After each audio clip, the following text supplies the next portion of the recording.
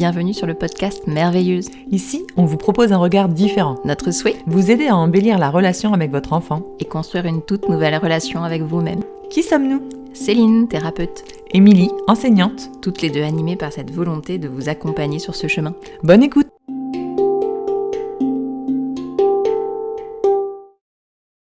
Qu'est-ce que tu fais dans la vie ? Je suis enseignante depuis plusieurs années maintenant, une quinzaine d'années, et directrice depuis 2 ans dans une petite école. Et toi, Céline, qu'est-ce que tu fais dans la vie? Je suis énergéticienne. Mon travail, c'est d'aller aider les personnes à chercher des blocages cachés à l'intérieur d'eux, qui les empêchent d'avoir une vie alignée. Voilà. Et avant, j'étais maîtresse avec toi. c'est vrai. C'est là qu'on s'est rencontrés. Bah ouais. Tout a commencé là. Ça a commencé là, avec les enfants.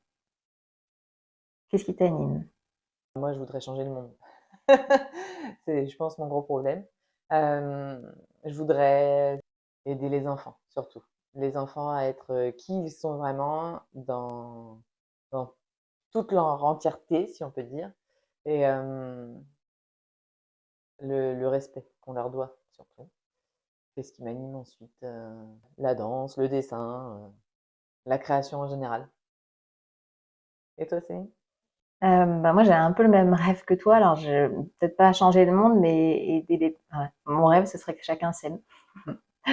Alors, en tout cas, qu'on s'aime un peu plus aujourd'hui qu'on ne s'aimait hier.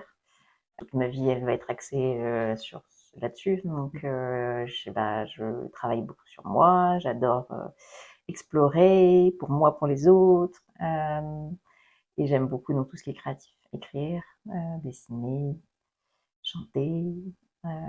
Voilà. Quels sont tes projets? Faire de plus en plus de méditation collective, d'emmener les gens en voyage, de pouvoir le faire avec le tambour, mais aussi avec le handpan. Donc, j'y travaille. C'est d'écrire des livres pour les enfants. Je veux faire un podcast avec toi.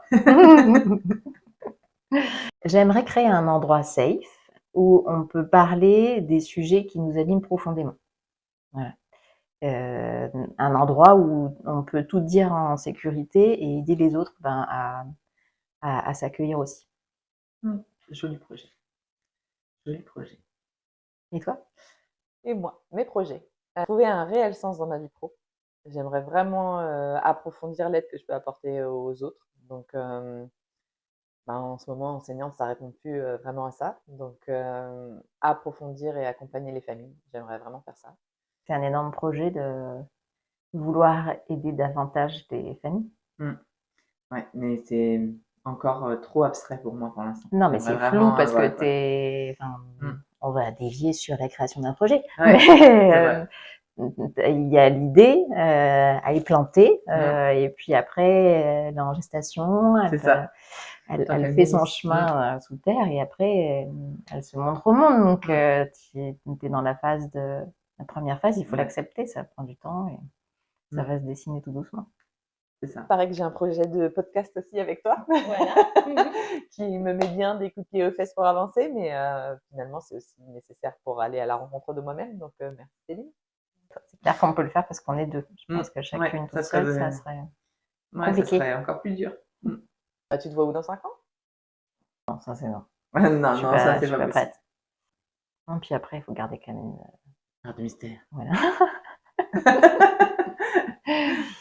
Enfin, on est animé par tout ça parce qu'on intérieurement, on vit on a vécu quand même des gros bouleversements.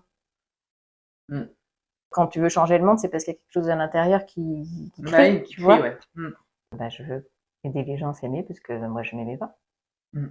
Et que je sais que chaque jour je m'aime un peu plus et que même si on s'aime pas de toute façon, personne s'aime. Ah oui, non, ça c'est Tu sûr. vois, enfin, Mais s'aimer un peu plus chaque jour, tu vois. C'est vraiment ça, en fait. Aimer un peu plus chaque jour. c'est ça, c'est de la douceur dans les relations avec les enfants, c'est de la douceur dans la relation avec toi-même, c'est de la douceur dans la relation avec les autres.